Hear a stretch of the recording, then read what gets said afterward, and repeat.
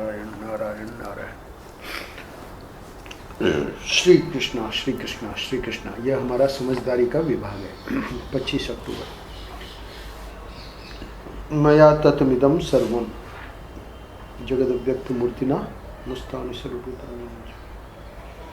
मया तत्मिदं सर्वं जगद्व्यक्त मूर्तिना। तो आज का पृष्ठ पूज्य महाराज श्री के प्रवचन गीता के इस श्लोक पर, बहुत ही छोटी सी पुस्तिका है, मया तद्मिदं सर्वम। तो उसी में से 1, 3 और 4 परम पूज्य महाराज श्री बंद कर दो, खिड़की बंद करो। तो कहते हैं कि यह हमारा समझदारी का विभाग है। 25 अक्टूबर है आज की तारीख। तो संसार का कोई भी मजहब यह बात स्वीकार नहीं करता कि संसार में एक ही वस्तु परिपूर्ण है। प्रथम पंक्ति में ही जो है कहना चाहिए कि एटम बम है। क्यों? क्योंकि सनातन धर्म को छोड़ के संसार का कोई भी मजहब, चाहे ईसाई हो, चाहे मुस्लिम हो, है ना, चाहे और कोई भी मजहब हो, इस बात को स्वीकार नहीं करता कि संसार में एक ही वस्तु परिपूर्ण है। यहाँ तक कि अपने सनातन धर्म में भी, आस्तिक दर्शनों में भी, सांख्य दर्शन, न्याय वैशेषिक आदि, ये भी एक अद्वितीय वस्तु को स्वीकार नहीं करते। सांख्य में प्रकृति पुरुष 2 है और न्याय वैशेषिक में परमाणु वगैरह। तो ये सब तो आस्तिक दर्शनों की लीला है, और बाकी जो नास्तिक दर्शन है तो उनका तो कोई प्रश्न ही नहीं है। तो कह रहे हैं कि संसार में एक ही वस्तु परिपूर्ण है। यह मानने वाले तो सिर्फ संसार में कौन है? सनातन धर्म। इसी को अगले वाक्य में कह रहे हैं, परंतु हमारा जो सनातन धर्म है उसकी गति निराली है। तो उसकी गति निराली है मतलब वही असली वस्तु को बता रहा है। यानी संसार का कोई भी मजहब बात स्वीकार नहीं कर रहा है, तो फिर तो आपको भी संसार के हिसाब से ही चलना चाहिए। बोले नहीं, इसीलिए महाराज कह रहे सनातन धर्म की गति निराली है, क्योंकि वो संसार में एक ही वस्तु परिपूर्ण है, उसको सिद्ध करके बता देगा। और ये जो है अनुभवगम्य है। सिद्ध करना तो कोई तर्क से भी सिद्ध कर सकता है, पर अनुभव में भी यही बात आखिर में जाके आएगी कि एक ही वस्तु है। कौन? सच्चिदानंद घन परमात्मा जो है वो ही परिपूर्ण है। परम पूज्य महाराज कह रहे कि वस्तुतः धर्म वह होता है जो हमारे जीवन में अज्ञान अंधकार को रहने ही नहीं देता। तो सनातन धर्म जिसकी गति निराली है, उसी को ही महाराज श्री ने धर्म माना है। क्यों? ये क्या बाकी संसार के मजहब जो हैं वो धर्म नहीं है? बोले वो भी धर्म है, पर धर्म की परिभाषा जो है वो हम ये करेंगे कि हमारे जीवन में अज्ञान अंधकार को रहने ही नहीं देता। तो 100% अंधकार है, 80% अंधकार निकल गया, 20% बना रहे। वस्तुतः धर्म वह होता है जो हमारे जीवन में अज्ञान अंधकार को रहने ही नहीं देता। यहाँ अंधकार का मतलब अज्ञान से है। तो अज्ञान जो है वो अगर थोड़ा भी बना रहेगा तो व्यक्ति को हम पूर्ण ज्ञानी नहीं कह सकते। क्यों? क्योंकि वो अपने अज्ञान को थोड़ा सा रखे हुए है। तो ये प्रथम पैराग्राफ में ही ये बात आ जाती है कि संसार में एक ही वस्तु परिपूर्ण है, और उसमें सनातन धर्म ही इस बात को बताता है, और धर्म उसी को कहेंगे जो कि अज्ञान को रहने नहीं दे। अब यहाँ पर ये बात आ गई कि भाई अज्ञान का मतलब है नासमझी, और नासमझी को दूर करेगा समझदारी। इसलिए परम पूज्य महाराज श्री का आज का शीर्षक है कि हमारा जो विभाग है वो समझदारी का विभाग है। और भी बहुत सारे विभाग है अपने सनातन धर्म में ही, पर वो जो हैं उनका तरीका क्या है कि सीधे समझदारी को पहले नहीं लेंगे, पहले लेंगे हिसाब से कि भाई ये व्यक्ति अभी बच्चा है, ये समझ नहीं पाएगा, तो इसको अभी भक्ति करने दो, है ना। तो भक्ति करने दो तो उसको फिर अच्छी अच्छी वासना उसकी बनेगी। 3 विभाग करेंगे आखिर में, अंत में जाके महाराज श्री, तो अच्छी अच्छी वासना बनेगी, तो उससे वो अच्छी अच्छी कामना करेगा और उससे उसकी समझदारी भी बढ़ेगी और उसका कर्म भी अच्छा होगा। तो वो भक्ति वाले कुछ लोग हैं प्रारंभिक स्थिति में, उनको उस प्रकार से वो चलते हैं। अच्छा, उससे भी और स्थूल और ज़्यादा मतलब जो कर्म में फंसे हुए हैं, तो उनको भी सनातन धर्म मार्ग दिखाता है। वो क्या कहते हैं, भाई कर्म अपना अच्छा कर लो, कर्म अच्छा करो तो फिर समझदार मतलब जो इच्छाएं हैं वो भी अच्छी बनेगी, इच्छाएं अच्छी बनेगी तो फिर समझदारी भी आ जाएगी। तो वो भी एक तरीका है। पर परम पूज्य महाराज श्री कह रहे हैं कि हमारा विभाग जो है वो समझदारी का विभाग है। इसका अर्थ यह है कि परम पूज्य महाराज श्री भक्ति वाले को भी ज्ञान, भक्ति वाले को भी आगे बढ़ा देंगे, कर्म वाले को भी आगे बढ़ा देंगे। पर महाराज श्री को पूछे कि भाई आपका विभाग कौन सा है, आप भक्त हैं या आप कर्मकांडी हैं, मतलब कर्मयोगी हैं। तो बोले भाई देखो, हम कर्मयोगी भी नहीं हैं, हम भक्त भी नहीं हैं, हम तो जो है हमारा जो विभाग है वो है वेदांत का, समझदारी का। तो इसीलिए परम पूज्य महाराज ने थोड़े दिनों पहले कहा कि निष्ठा हम लोगों को एक बनानी पड़ेगी मुख्य रूप से, और बाकी जो 3 चीज़ें हैं, वहाँ 4 चीज़ें गिनाई, तो बाकी 3 चीज़ें जो हैं वो गौण रूप से रहेगी। उसको नहीं रखना ऐसा नहीं, पर मुख्य एक रहेगी, बाकी 3 गौण रहेगी, मतलब थोड़े थोड़े अंश में। तो वहाँ भक्ति को भी गिनाया, योग को भी गिनाया और कर्म को भी गिनाया, धर्म को भी। अच्छा, अब यहाँ पर 3 को ले रहे हैं, उसमें योग को सम्मिलित कर दिया। समझदारी में चाहो तो समझदारी में कर लो, या फिर उसमें भक्ति में कर लो। योग जो है कहीं पर भी उसका अंतर्भाव कर सकते हैं। तो मुख्य जो है महाराज श्री की अपनी बात बता रहे हैं कि हमारी जो निष्ठा है वो तो वेदांत की निष्ठा है, और बाकी तो गौण रूप में है ही है। तो इसलिए भक्त को भी आगे बढ़ा देंगे, कर्मी को भी बढ़ा देंगे, योगी को भी बढ़ा देंगे। तो समझदारी का विभाग मुख्य है। इसीलिए पहले पैराग्राफ में ये बात बता दी कि संसार का कोई भी मजहब ये बात स्वीकार नहीं करता कि संसार में एक ही वस्तु परिपूर्ण है, परंतु हमारा जो सनातन धर्म है उसकी गति निराली है। वस्तुतः धर्म वह होता है जो हमारे जीवन में अज्ञान अंधकार को रहने ही नहीं देता। इसलिए आज का पृष्ठ बहुत महत्वपूर्ण है, क्योंकि हम अज्ञान को जितने अंश में बचाए रखेंगे उतने अंश में वो हमको कष्ट देगा।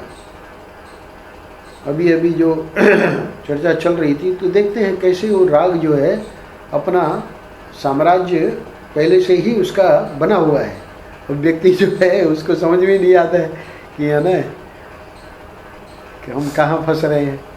तो ये है लीला बहुत ज़बरदस्त। ये एक एक चीज़ का अगर हम विश्लेषण करें तो बात समझ में आती है कि अज्ञान जो है, तो खैर इसका भी आनंद लेना चाहिए क्योंकि अज्ञान अंधकार को मिटा लेना तो कोई मामूली बात नहीं है पूर्णतया। तो कह रहे हैं कि वस्तुतः धर्म वह होता है जो हमारे जीवन में अज्ञान अंधकार को रहने ही नहीं देता। बोले थोड़ा सा महाराज आपका अज्ञान बना हुआ है। हाँ, अज्ञान नाम की, क्योंकि सूर्य जो होता है उसमें अंधकार रहता नहीं है। तो ये जो हमारा आत्मा है, परमात्मा है, उसमें वहाँ पहुँची नहीं है अज्ञान की।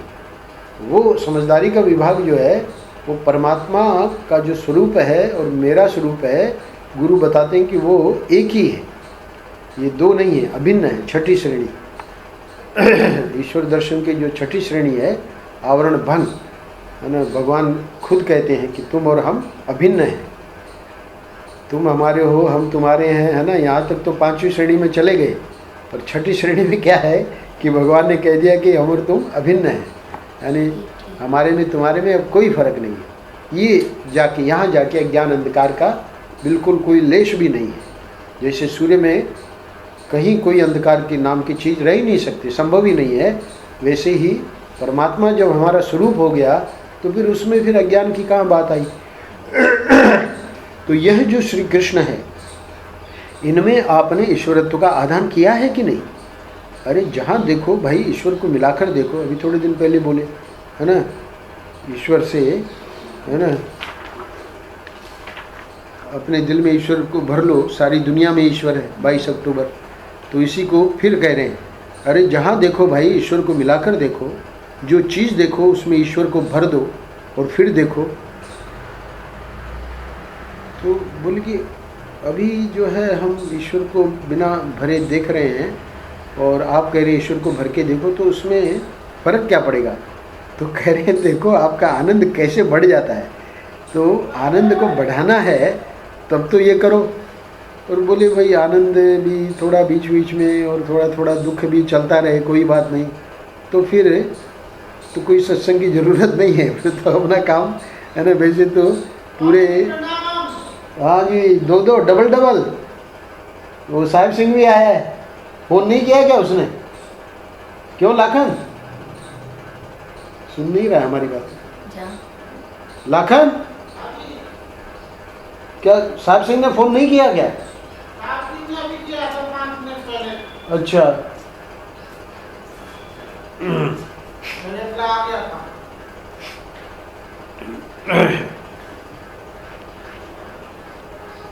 तो यह जो श्री कृष्ण है, इनमें आपने ईश्वरत्व का आदान किया है कि नहीं?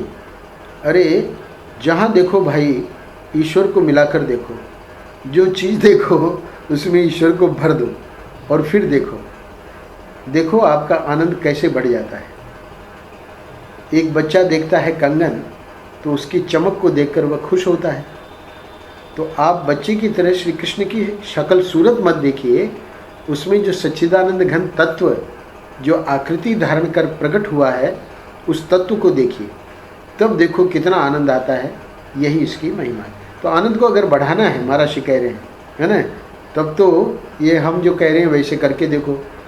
बोले कि हमको तो बस संसार में कोई ऐसा कोई ज़्यादा दिक्कत तो नहीं आ रही है। बोले देखो सुनो, एक बच्चा देखता है कंगन, है ना, अब तुम्हारी जो है स्थिति वो बच्चे की है, क्यों? क्योंकि उसकी चमक को देखकर वो खुश होता है। तो आप बच्चे की तरह श्री कृष्ण की शकल सूरत मत देखिए। कह रहे हैं श्री कृष्ण, इनमें आपने ईश्वरत्व का आदान किया है कि नहीं? तो श्री कृष्ण जो है उनकी शकल सूरत देखना ये तो बच्चे वाली बात हो गई। और ईश्वरत्व का आदान करने का मतलब हमारे जो ठाकुर जी हैं वो सर्वज्ञ हैं, सर्वशक्तिमान हैं, दयालु हैं, ये सब ईश्वरत्व का आदान करना। जब हमने उनको अपना सब कुछ मान लिया तो फिर वो जो हैं सब कुछ जान रहे हैं हमारे बारे में, सब पूरे संसार के बारे में सर्वज्ञ हैं। तो इसलिए उनको कुछ बताने की जरूरत नहीं है ना, पहले से ही वो जान रहे हैं। बोले जान तो रहे हैं पर शक्ति नहीं हो, है ना, तो क्या करेगा, जान के भी क्या करेगा? अरे नहीं, सर्वशक्तिमान है, पूरी की पूरी शक्ति का स्रोत उन्हीं में है। उन्हें शक्ति भी हो, जान भी ले, है ना, पर दया नहीं हो, दया माया नहीं हो तो क्या हो, तो बैठा रहेगा। जान रहा है हम कष्ट में है ना, उनको शक्ति भी है, हम बैठे हैं, उनको कोई पड़ी नहीं है। बोले नहीं नहीं, दयालु। तो ईश्वरत्व का आदान करना मतलब श्री कृष्ण के ये सब गुण धर्म जो हैं, नाम रूप लीला धाम, तो उनके जो गुण हैं ईश्वर के, उसको कृष्ण में तुम जानते हो कि नहीं? और अगर नहीं जानते हो उनका आदान करोगा मतलब उसको जानो। तो उसको जब जानोगे कि वह श्री कृष्ण का ये स्वरूप है, तो फिर हमको क्या चिंता है? वो जब हमारी रक्षा कर रहे हैं, है ना, तो कोई तुम्हारा बाल नहीं बांका कर सकता। तो इस प्रकार से जब ईश्वरत्व का आदान करेंगे तो अब ये बच्चे वाली स्थिति जो है कि भाई कृष्ण की शकल सूरत देख ली, वहाँ जाए गए आरती करिए आए, है ना, और अपना जय हो जय हो जय हो, इससे नहीं। कह रहे हैं कि वो तो बच्चा तो चमक देखकर खुश होता है, तो आप बच्चे की तरह श्री कृष्ण की शकल सूरत मत देखिए। तो फिर क्या करें महाराज?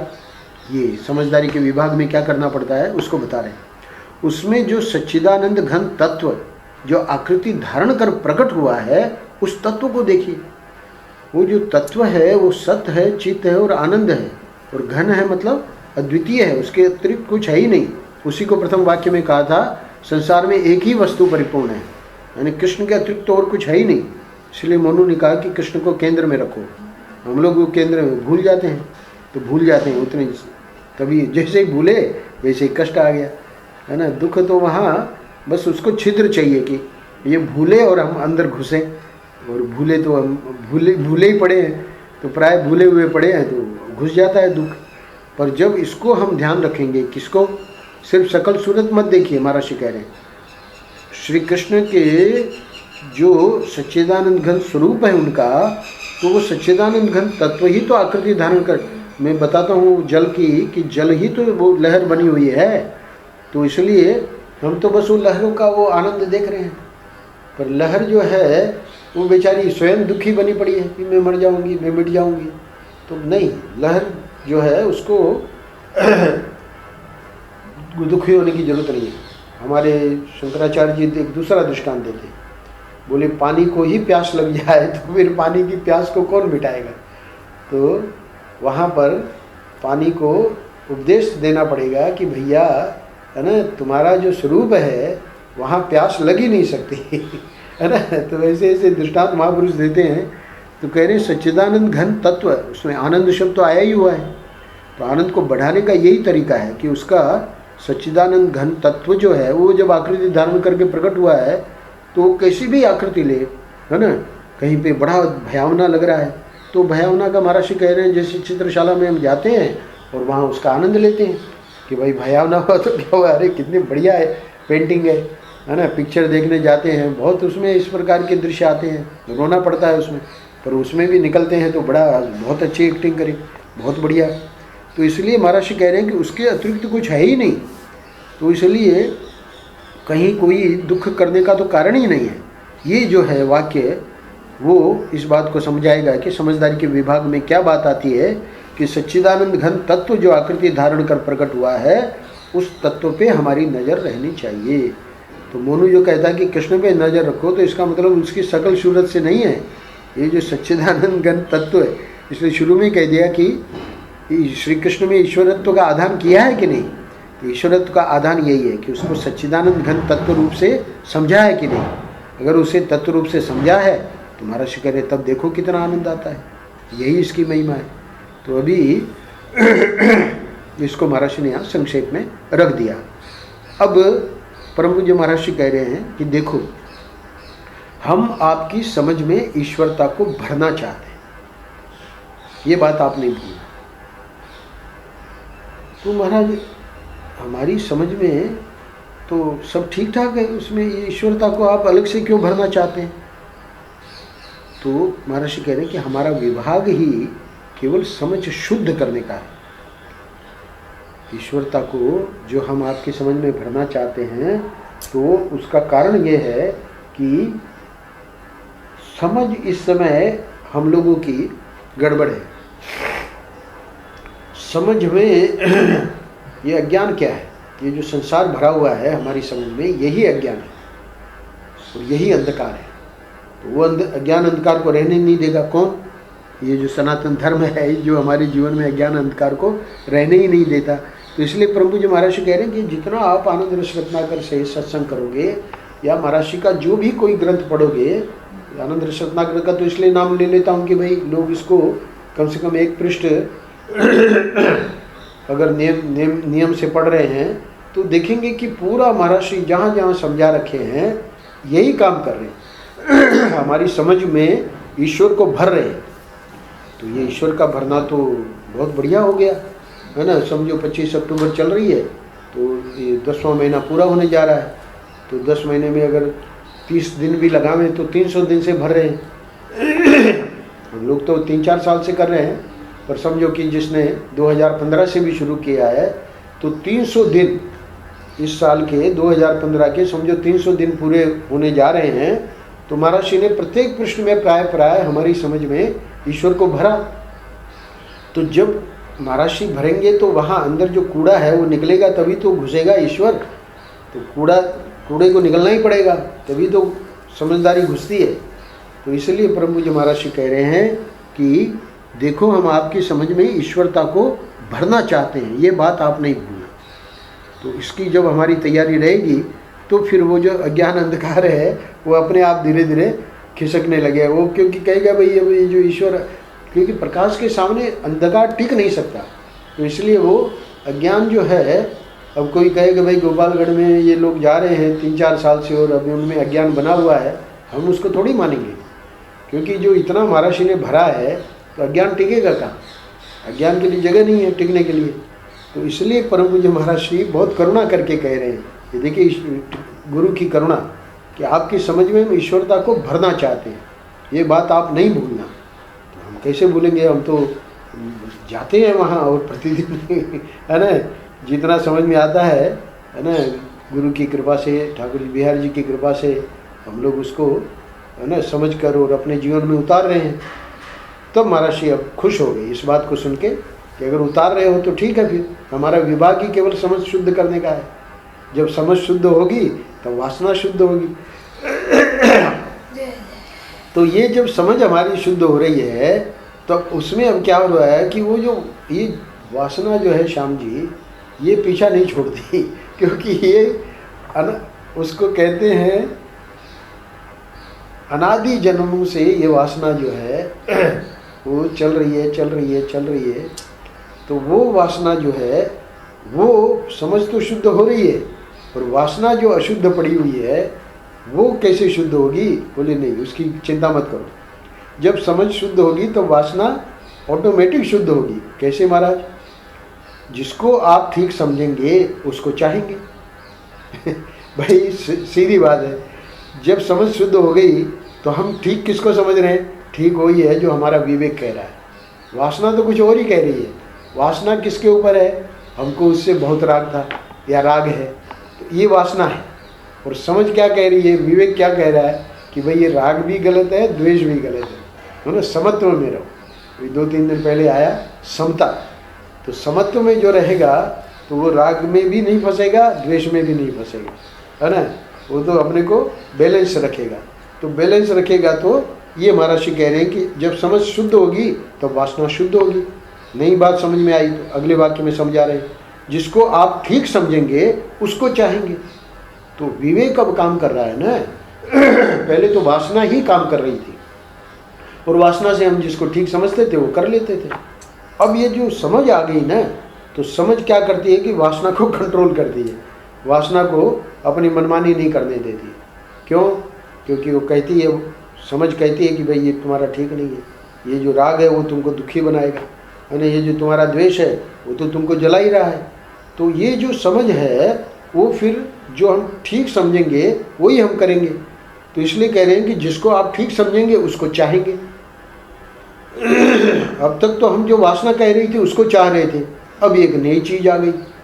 महाराज ने जब 300 दिन ये भरा, समझ भरी, तो समझ भरने से क्या हुआ? इसीलिए मैं उस दिन कह रहा था लोग सत्संग से परहेज करते हैं, क्योंकि वासना से चल रहे हैं, इसी में अपना ठीक है। ये नई चीज़ आ जाएगी तो बड़ा उसमें विवेक करना पड़ेगा। पर नहीं, अगर आनंद को बढ़ाना है तो इसका यही तरीका है कि वासना शुद्ध होगी तब आपका चरित्र भी शुद्ध हो जाएगा। वासना हमको बहुत गलत गलत चीज़ें करवा देती है ना।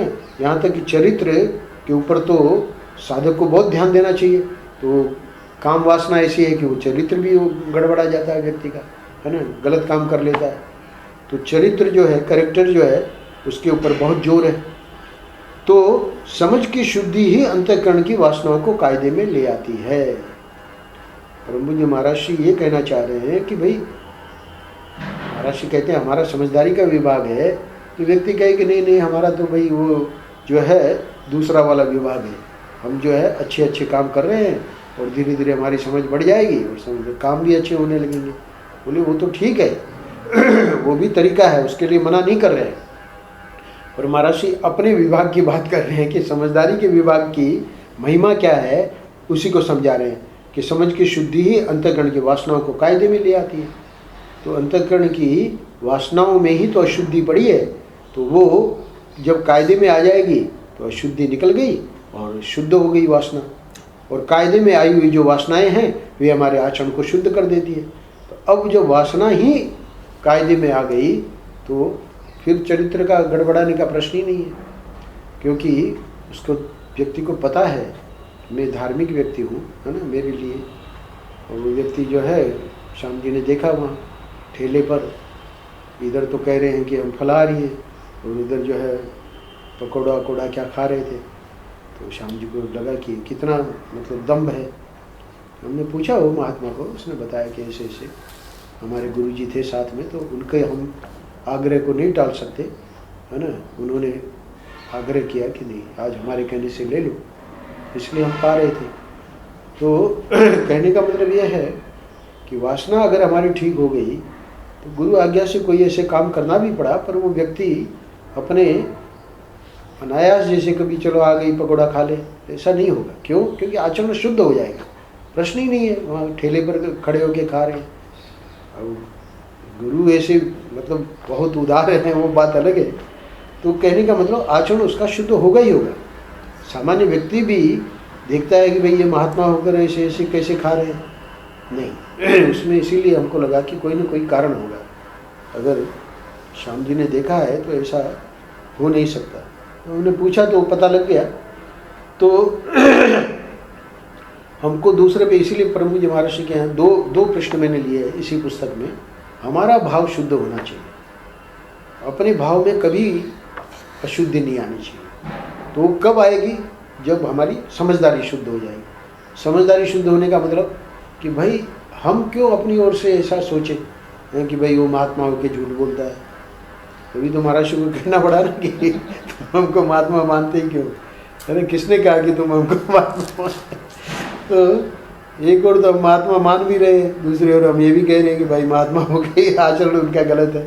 तो ये ऐसा नहीं है। महात्मा अपना भाव शुद्ध रहना चाहिए, है ना कोई कारण होगा। इसलिए वो पूरी शंकराचार्य जी का वाक्य हमको भूलता नहीं है कि श्रद्धा जो है उस श्रद्धा का स्वरूप ही यही है कि हम अपनी आंखों से देख लें कि वो व्यक्ति धर्म के विरुद्ध कार्य कर रहा है। तो पूरी शंकराचार्य जी ने कहा कि अगर हमारी उस महापुरुष में श्रद्धा है तो हम यही कहेंगे कि हमारी आंखें हमको धोखा दे रही है ना, उस महापुरुष में कोई गड़बड़ी नहीं है। ये है श्रद्धा का स्वरूप। तो इतना ज़बरदस्त भाव, जैसे तुलसीदास जी जा रहे थे और इधर वो जो है प्रेमी प्रेमिका वो अपने जंगल में एकांत में कुछ इस प्रकार की चेष्टाएं कर रहे थे। तो तुलसीदास जी को लगा कि वो ठीक नहीं है, गुजरना तो वहीं से था। तो लाठी टेकते टेकते, अरे भाई कोई अंधे को रास्ता दिखा दो, अंधे को रास्ता दिखा दो, है ना। तो उसने पुरुष ने कहा कि भाई चले जाओ बाबा, है ना, सीधे है रास्ता, सीधा है, चले जाओ। तो चले गए, आगे जाके आंखें खोली तो सीताराम प्रकट हो गए। तो तुलसीदास जी को बड़ा आश्चर्य हुआ कि सीताराम कैसे प्रकट हो गए। बोले कि बाबा तुम जीत गए, हम ही उस रूप में लीला कर रहे थे, है ना, तो तुमने अपना भाव नहीं बिगाड़ा। तो ये भाव की जो शुद्धि है वो हमारी होनी चाहिए।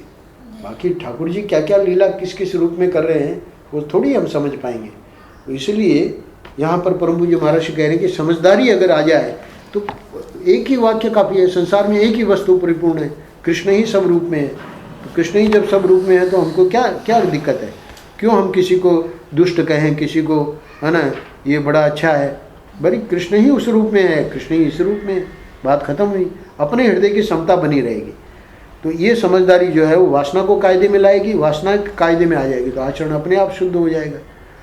अब महाराज जी इसको पूरा कर रहे हैं, जानाति इच्छति करोति। तो पहले आदमी जानता है, फिर चाहता है और फिर करता है। तो ये प्राय इसका सूत्र है। तो उसमें समझदारी का विभाग पहले आ जाएगा, फिर ये वासना वाला आ जाएगा और फिर करने का आ जाएगा। अतः अंतःकरण शुद्ध करना हो, है ना, तो चाहना शुद्ध कीजिए, और चाहना शुद्ध करना हो तो समझना शुद्ध कीजिए। तो आचरण शुद्ध करना हो तो चाहना शुद्ध कीजिए। ये अंतःकरण की जगह वो अंतःकरण गलत छप गया है। अतः आचरण शुद्ध करना हो मतलब कर्म शुद्ध करना हो तो चाहना शुद्ध कीजिए, यानी बीच में इच्छति है तो चाहना शुद्ध हो जाएगी, और चाहना शुद्ध करना हो तो समझना शुद्ध कीजिए। तो महाराज ने उसको अपोजिट में ले लिया। करोति से आचरण शुद्ध करना हो तो चाहना शुद्ध कीजिए, और चाहना शुद्ध करना हो तो समझना शुद्ध कीजिए। अच्छा, ये हो गया एक क्रम। दूसरा क्रम उधर से ले लो, जानाति से। तो बोले ठीक समझेंगे तो ठीक चाहेंगे, और ठीक चाहेंगे तो ठीक करेंगे। दोनों ओर से क्रम बन रहा है, इस ओर से भी क्रम बन रहा है, इस ओर से भी क्रम बन रहा है। तो महर्षि कह रहे हैं कि इसलिए बुद्धि की शुद्धि, संकल्प की शुद्धि और कर्म की शुद्धि, है ना, ये हमारा समझदारी का विभाग है। तो जो महर्षि ने अपने लिए कहा है वो यही है कि हमारा क्रम ये दूसरा वाला है। पहला वाला जो आचरण शुद्ध, फिर चाहना शुद्ध, फिर समझदारी शुद्ध है, उसको फिर अंत में बताएंगे आखिरी पैराग्राफ में। पर महर्षि कह रहे हैं हमारा जो क्या है विभाग, बुद्धि की शुद्धि पहले, उससे फिर संकल्प की शुद्धि और फिर कर्म की शुद्धि, ये हमारा समझदारी का विभाग है। तो फिर ये जो बाकी दो विभाग है वो क्या है, तो उसको समझा रहे हैं। कर्मकांडी पंडित कहते हैं कि अच्छा करोगे तब अच्छा संकल्प उठेगा और तब अच्छी समझ आएगी। तो ये बहुत ही यानी प्रारंभिक लोग हैं तो उनका भी कहना ठीक है, उसमें भी कोई गड़बड़ नहीं है। और भक्तों का विभाग इनसे भी दूसरा है, वो बीच वाले को लेते हैं। वे कहते हैं कि पहले अच्छा चाहो, ईश्वर से प्रेम करो तो दोनों ओर शुद्ध हो जाएगा, इधर कर्म भी शुद्ध हो जाएगा, इधर समझ भी शुद्ध हो जाएगी। तो इस तरह ये तीन अलग अलग विभाग हैं। तो महर्षि ने अपने विभाग का स्पष्ट कह दिया कि हमारा समझदारी का विभाग है। बाकी हम चर्चा तो जब जैसे सामने जो आता है ना, कर्मकांडी का आता है तो कर्म की चर्चा कर देते हैं, और भक्ति का आता है भक्ति की चर्चा करते हैं। बाकी मुख्य हमारा जो विभाग है वो है समझदारी। तो ये चलता रहता है। एक मुख्य रहता है, बाकी दो गौण रहते हैं, पर ये चलता रहता है। नारायण नारायण नारायण नारायण। तो रचना का पहले था